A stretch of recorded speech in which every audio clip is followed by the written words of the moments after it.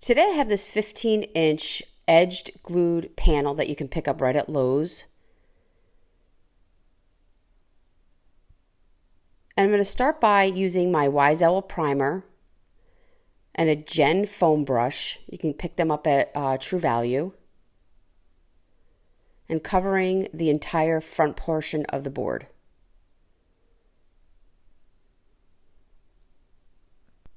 Once dry, I created a 5-inch block with painter's tape and painted it black.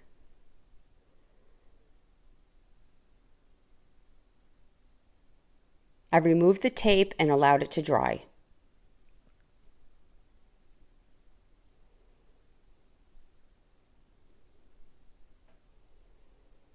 Once dry, I'm going to take my 1-hour enamel clear, and I'm using my 2-inch premium Wise Owl brush. Now we're going to be using a transfer, and that's the purpose of the 1-hour enamel clear at this point. You just want to get one coat on and allow it to dry. Today we're going to be using, once that dried, we're going to be using Abstract Romance. It's a transfer by Redesign by Prima. It comes in 3 panels. 2 of the panels are almost like a watercolored type flower using watercolors. That's the kind of look they have. It's in vibrant pinks and greens. And then it comes with 1 panel of the gingham and a dark navy. So I'm going to just be needing 2 panels, 1 in the floral and 1 in the gingham. And make a plan, because once you release your transfer from its protective coat, which is the white portion here, and then you do not want to touch this area. You can touch the top portion. So once you release your protective backing, you're going to hover your image over where you want to place it. And once I had a pretty good feel that I had it good, then I lay it down. Once you lay it down, you cannot pull it back up. It's very sticky and it's very thin. I cut off the excess just so it didn't sit there and pick up all the other things on my desk, because it is very sticky. It comes with a wooden stick. You can purchase this upgraded stick from chocolatefancy.com, and it just has different edges if you're going to be doing a lot of these types of things. If not, the stick works perfectly fine. This is not a necessary tool, but it is nice because it's a little wider and it does grab a larger area in one stroke.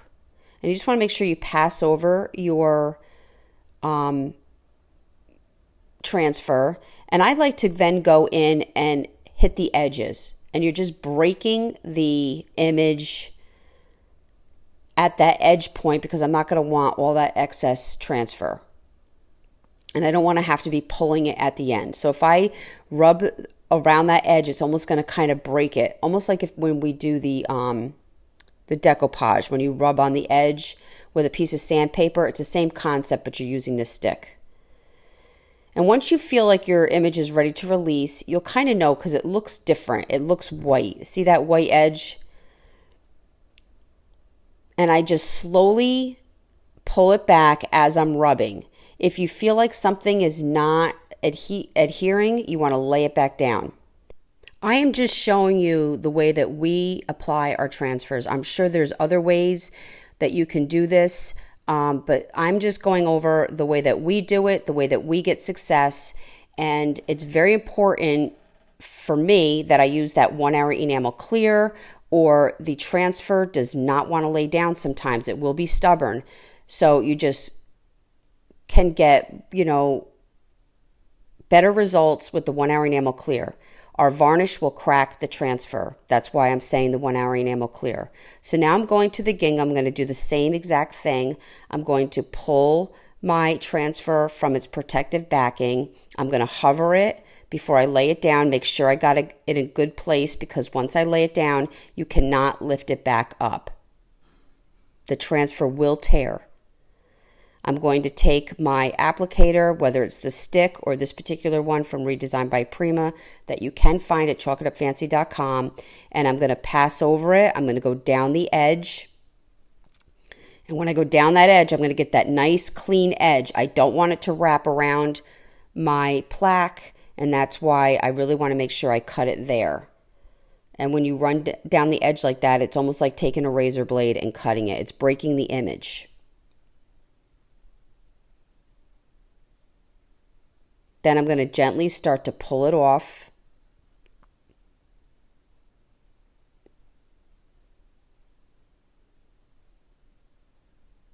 You want to spend time making sure it's on there.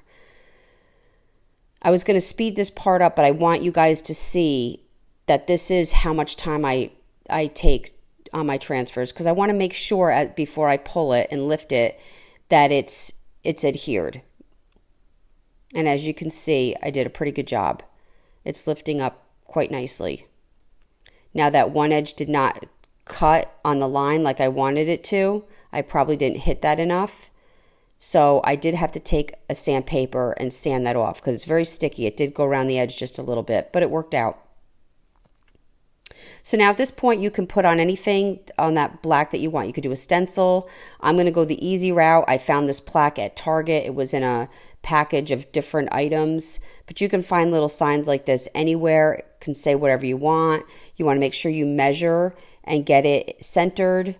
And then what I do is take a piece of tape or chalk pencil or both to just mark out where I want to lay my sign back down, because I'm going to have to lift it to add the glue. I'm going to be adding Elmer's wood glue. This is a wood bot. We have that on our Amazon store if anybody's interested in getting that.